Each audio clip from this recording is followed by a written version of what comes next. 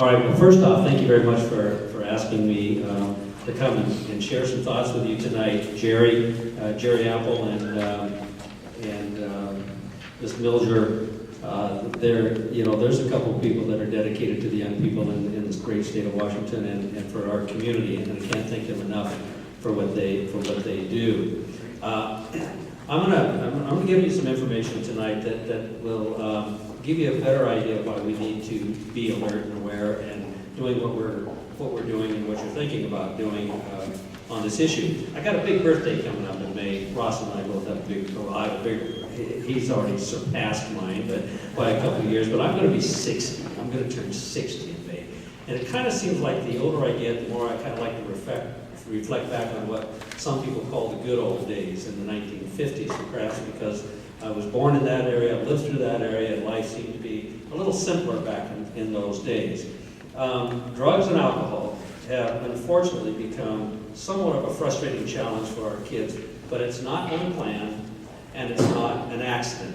So what I'd like to do is to share some information about that with you. And I used to give this presentation quite a bit around the state of Washington on this issue, because we have a theme in my office that goes helping kids grow up healthy and safe communities with opportunity.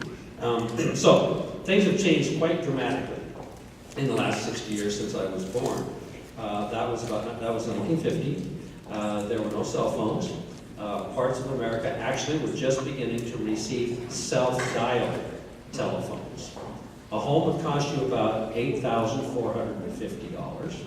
A car about $1,500 to $1,800. A loaf of bread, 14 cents. A gallon of milk, 84 cents. And a gallon of gas, 18 cents. Of course, the minimum wage was only 75 cents at that time, and the yearly average income was a whopping $3,216. But clearly, a lot of things have changed since I was born back in 1950.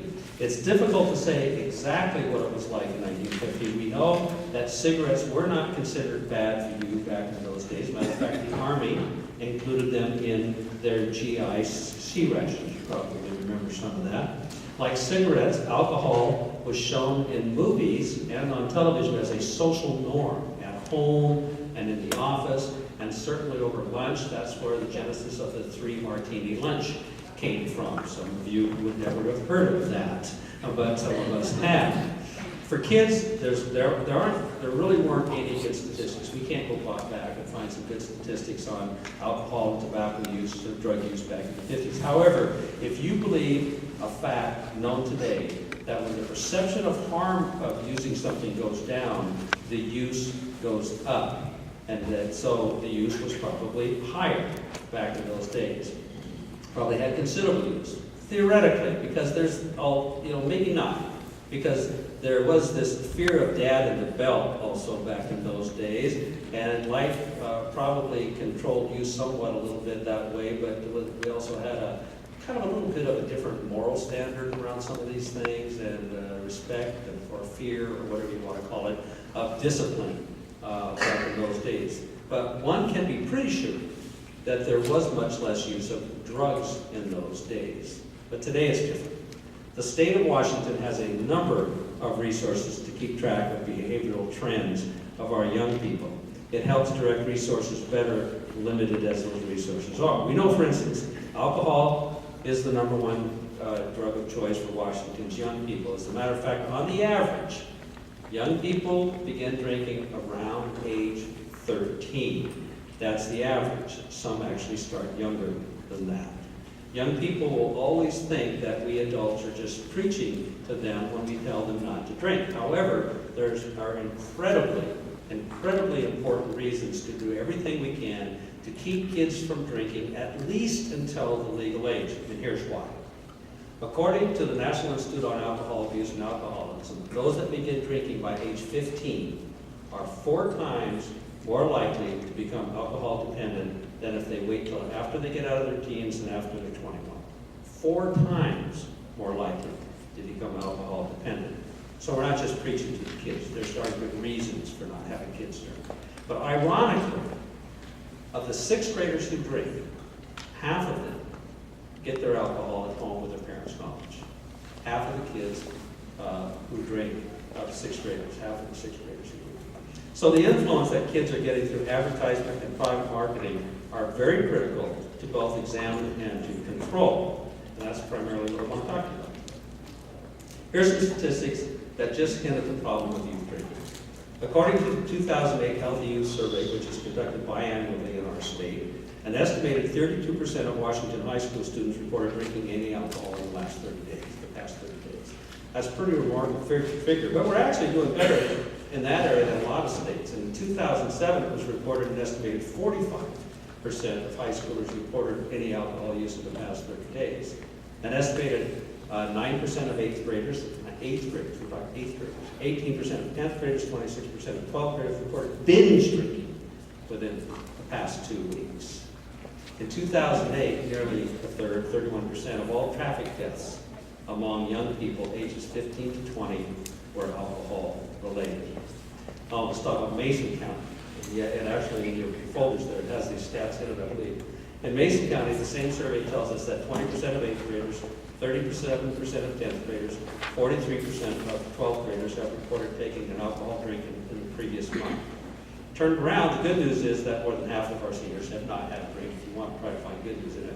But these stats still show that we have a lot of work to do right here in Mason County to drive the numbers down. First of all, we must assess the very exposures our kids are getting to alcohol marketing on all fronts. It's not just the alcohol industry through its advanced marketing that is promoting the product to our kids. Let's take a look at some of the kinds of messages that some of our communities send children by promoting alcohol at their festivals and events. The popular annual wine and music festival in Tenino, Washington, used to promote a Wino in Tenino mascot in its marketing, as seen here in 2007.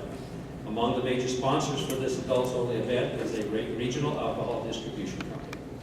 Under pressure by the state coalition and community groups, they dropped the Wino in Tenino name from its marketing, but as of last year, it still used the Wino figure in the event logo.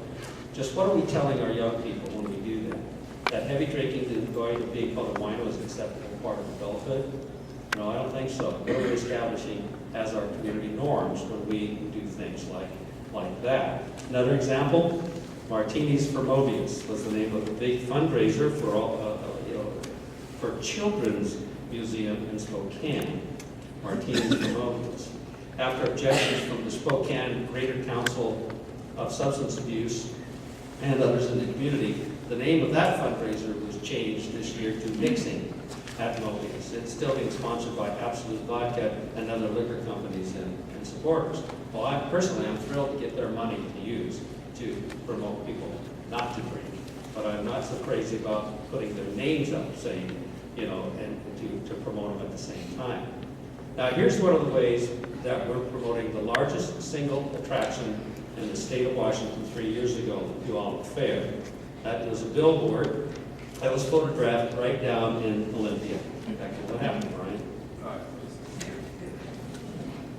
That's not it, but okay.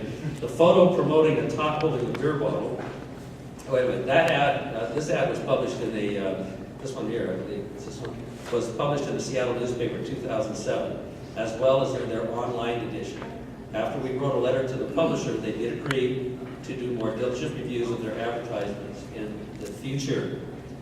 Now this photo, promoting a top holding a beer bottle, was taken of a poster hanging in a Spokane tavern. Now that's ridiculous as far as I'm concerned. Perhaps the organizers of the popular Oktoberfest event in the picturesque Bavarian town of Leavenworth need to decide if their event is about kids or about beer. In my mind, the two don't mix very well. It should not be used collected together in advertising, nor should they promote it together as they are in this event's promotional website where these images are from. It's not just in Washington State that you find this happening. Examples can be found, of course, anywhere. A couple of years ago, I was at Busch Gardens. It's a large amusement park in Virginia, and it's owned by Anheuser-Busch, hence Busch Gardens. They were selling beer right on the walkway to the rides. Now, I guess much to their credits, I guess you can say to their credit, they were limiting the number of beers you could have, but they were limiting the number of beers you could have at, and listen to this, at each location. And they had locations all around the park. Are they really limiting? I don't think so. The alcohol